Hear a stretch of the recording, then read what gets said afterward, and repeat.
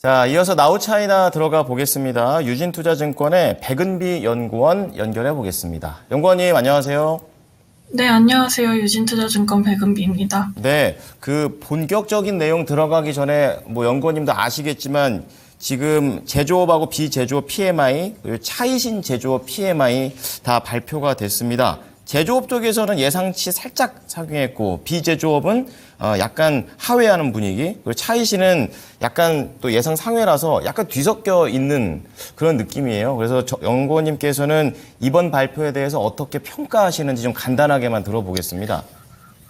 저도 제조업 PMI 전월 대비 둔화하기는 했지만 어쨌든 2개월 연속 경기 확장 국면 유지하고 있다라는 것은 어쨌든 기업들의 심리가 그래도 좀 좋은 상황을 유지하고 있다라는 점은 좀 긍정적으로 보고 있습니다. 다만 이제 수요 대비해서는 아직까지는 생산 우위에 경기가 좀 유지가 되고 있지 않을까 싶습니다. 근데 다만 아직 다른 지표들이 막 좀 안 좋은 것들이 많아서 단순히 이제 제조업 PMI만 보고 이제 중국 경기가 정말 본격적으로 반등을 한다라고 판단하기에는 조금 어려운 측면이 좀 있는 것 같고요. 조금 더 지켜볼 필요가 있다라고 보고 있습니다. 네, 방향성이 확실히 좀 예상 대비 뒤섞여 있었기 때문에 좀 얘기를 들어보니까 확실히 좀 해결이 됩니다. 자, 그럼 오늘 증시와 관련해서는 돌아온 외국인이라는 반가운 글자가 좀 써 있네요. 추세적으로 상승하는 건지 어떻게 의견을 그럼 갖고 계십니까? 네, 일단 그동안 이제 중국 증시로의 외국인 자금 유입이 다소 좀 정체되어 있던 모습이었는데요. 최근 들어서 다시 빠른 속도로 좀 유입이 되고 있습니다. 일단 지난주 금요일에만 이제 외국인이 중국 증시에서 225억 위안을 순매수했는데요. 2014년에 이제 후전강통이라는 제도가 생긴 이후에 이제 최대의 규모였습니다. 어제에도 이제 외국인 자금 100억 위안 이상 유입이 되었고요. 2014년 이래로 이제 1일 동안 100억 위안 이상이 유입된 경우가 총 64번이 있고요. 200억 위안이 유입된 경우는 총 5번 정도가 있습니다. 외국인 자금이 이렇게 대거 유입되게 되면은 이제 1주, 1개월, 1분기 평균적으로 증시가 이제 2%에서 4% 정도의 수익률을 기록을 했고요. 최근 이제 외국인 자금이 다시 중국으로 돌아온 데에는 두 가지 정도의 이유를 꼽을 수 있을 것 같습니다. 일단 첫 번째 같은 경우는 이제 미국의 금리 인하 시점이 다소 뒤로 밀리다 보니까 이제 선진국 대비해서 다소 이제 상대적으로 저평가 매력이 두드러지고 있는 이제 중국 증시에 관심이 좀 쏠리고 있는 것 같습니다. CSI 300 기준으로 이제 PER이 11.96배로 과거 10년 평균인 12.5배 하회하고 있습니다. 저점 대비 또 20% 가까이 지금 반등을 했기 때문에 기술적 강세장에 진입할 수 있다라는 기대감도 한몫하고 있는 것 같고요. 또 두 번째로는 이제 중국 부동산 경기의 바닥 통과에 대한 기대입니다. 헝다의 디폴트를 가장 먼저 예상했던 UBS에서 이제 중국 부동산 경기가 이제 2024년에 바닥을 통과해서 25년에는 이제 과거 평균 수준의 수급에 회복될 수 있다라고 평가한 점도 좀 투자 심리 개선에 기여한 것 같습니다. 다만 이제 증시가 본격적으로 상승하려면 어쨌든 좀 경기가 반등을 해야 되는데 다소 불안한 점이 앞에서 말씀드린 것처럼 좀 있습니다. 1분기 경제 성장률 선방했고 앞에서 말씀드린 것처럼 이제 제조업 PMI가 2개월 연속 경기 확장 국면에서 유지를 하긴 했지만 세부 경기 지표들은 아무래도 3월 들어서 다시 둔화된 측면이 있고 3월 공업이익 기익도 1, 2월 달에는 10% 증가했는데 3월 달에 마이너스 3.5%로 7개월 만에 감소 전환했습니다. 그래서 전반적으로 경기 회복 기반이 아직까지는 불안정한 상황이 유지가 되고 있기 때문에 본격적인 강세 랠리보다는 이제 밸류 정상화 정도에 그칠 가능성이 높다고 보고 있습니다. 네, 자, 통계적으로는 좀 상승을 단기적으로 할 수 있는 그런 부분이다라고 좀 얘기를 해주셨고, 이 경계와 회복 사이에서 조심해서 나쁠 거 없다 정도의 뉘앙스로 말씀을 해주셨습니다. 자, 그렇다면은 국내 투자자들이 봐야 될 중국 이슈들을 볼 텐데요. 첫 번째로는 참 이거는 빠지지 않는 것 같습니다. 부동산 어떻게 됐습니까? 네, 어제 우리나라 철강이랑 화학 등 업종이 이제 좀 강세를 보여가지고 저한테 좀 문의가 들어왔는데요. 부동산 때문이다라는 얘기가 있어서인 것 같습니다.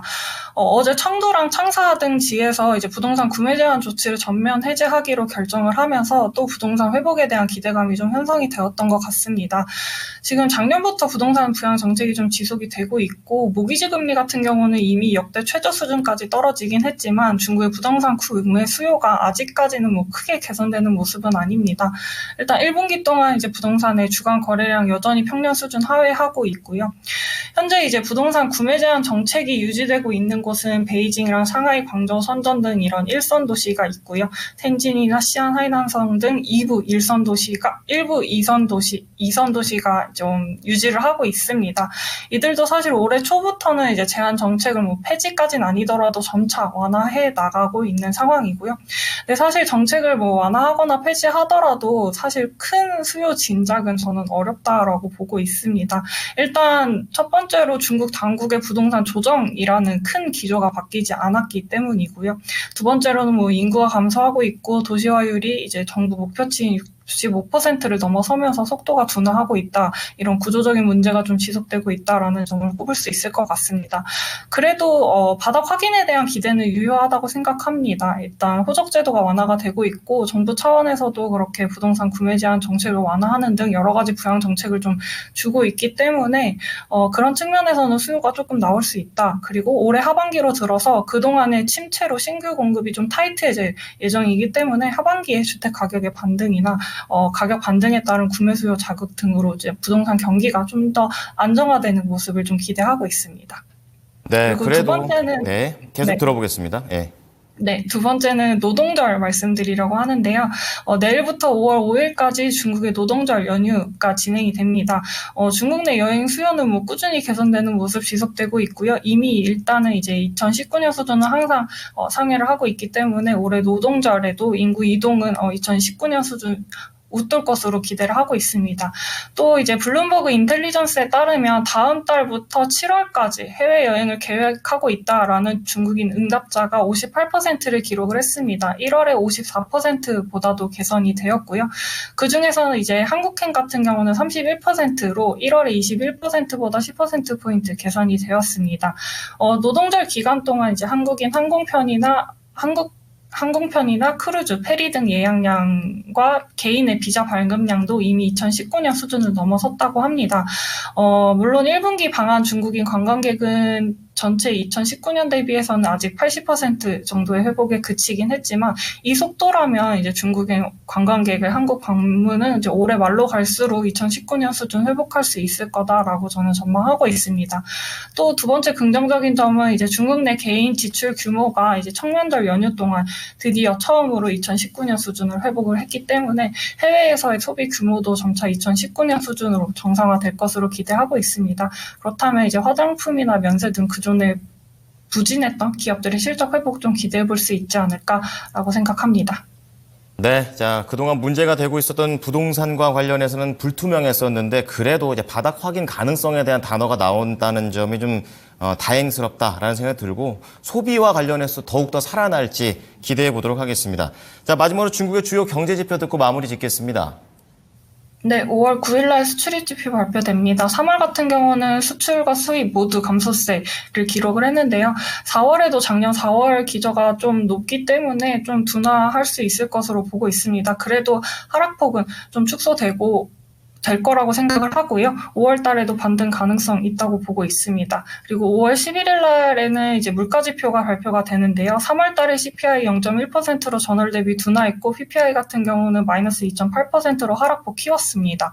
4월에도 이제 중국에서 물가에 가장 영향을 주는 부분이 이제 식품인데요. 식품 가격이 지금 3월부터 계속 둔화하는 흐름이기 때문에 4월에도 아마 디플레 압력 좀 지속되지 않을까라고 보고 있습니다. 네, 다음 주에도 중요한 경제 지표들 잘 체크해 보겠습니다. 오늘 말씀 감사합니다. 네, 감사합니다. 네, 나우차이나 유진투자증권의 백은비 연구원이었습니다.